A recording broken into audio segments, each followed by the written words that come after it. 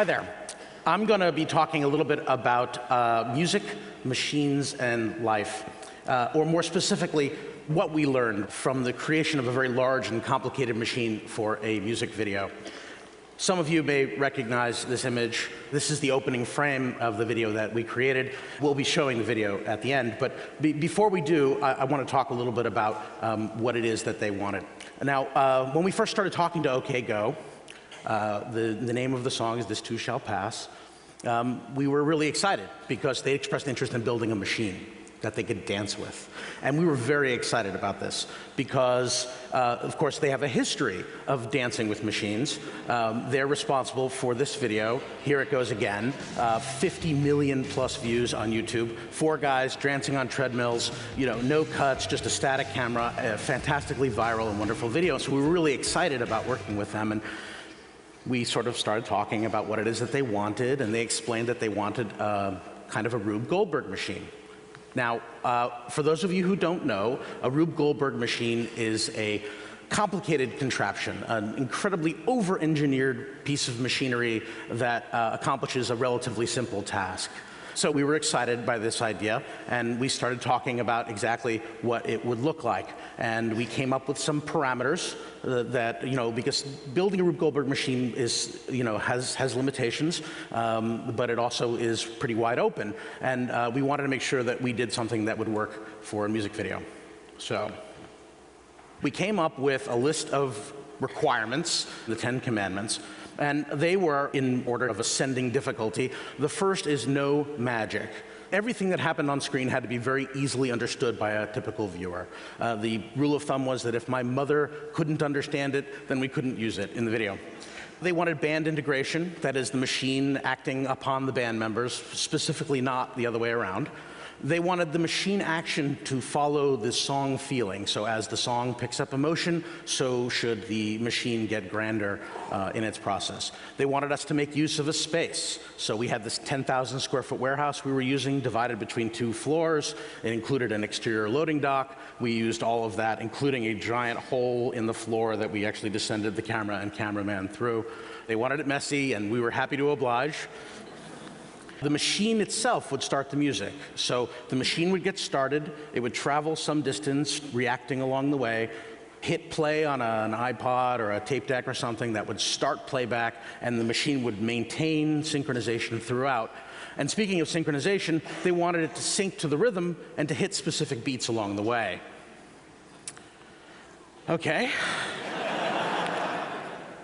They wanted it to end precisely on time.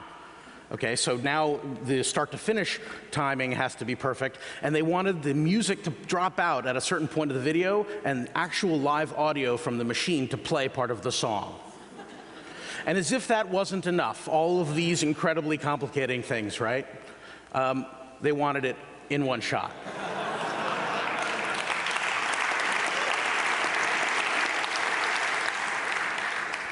Okay.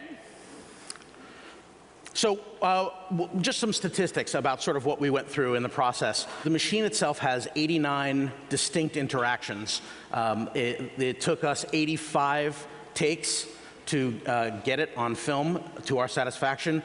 Of those 85 takes, only 3 actually successfully completed their run. We destroyed 2 pianos and 10 televisions in the process. We went to Home Depot well over 100 times. And we lost 1 high-heeled shoe when one of our engineers, Heather Knight, left her high-heeled shoe after a nice dinner and returned back to the build and left it in a pile of stuff. And another engineer thought, well, that would be a really good thing to use, and ended up using it as a really nice trigger, and it's actually in the machine. So what did we learn from all of this? Well, having completed this, we get the opportunity to step back and reflect on some of the things. And we learned that small stuff stinks. Little balls in wooden tracks are really susceptible to humidity and temperature and a little bit of dust, and they fall out of the tracks, and the exact angles makes it hard to get right. And yet, a bowling ball will always follow the same path. It doesn't matter what temperature it is, doesn't matter what's in its way, it will pretty much get where it needs to go. But as much as the small stuff stinks, we needed somewhere to start so that we would have somewhere to go. And so you have to start with it, you have to focus on it. Small stuff stinks, but of course, it's essential, right? What else? Planning is incredibly important.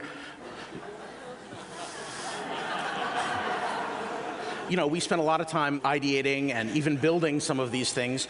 It's been said that no battle plan survives contact with the enemy. I think our enemy was physics, and she's a cruel mistress, and often we had to pull things out as a result because of timing or aesthetics or whatever. And so while planning is important, so is flexibility. These are all things that ended up not making it into the final machine. So also put reliable stuff last.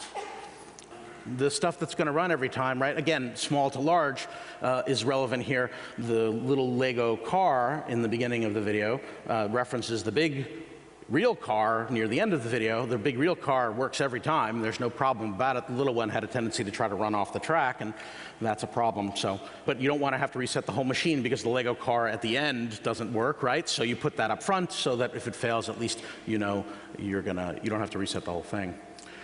Life can be messy.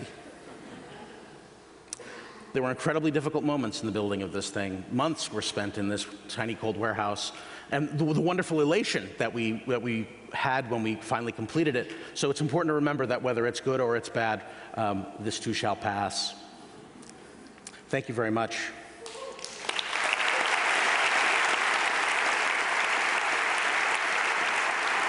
And now to introduce their music video, we have OK Go.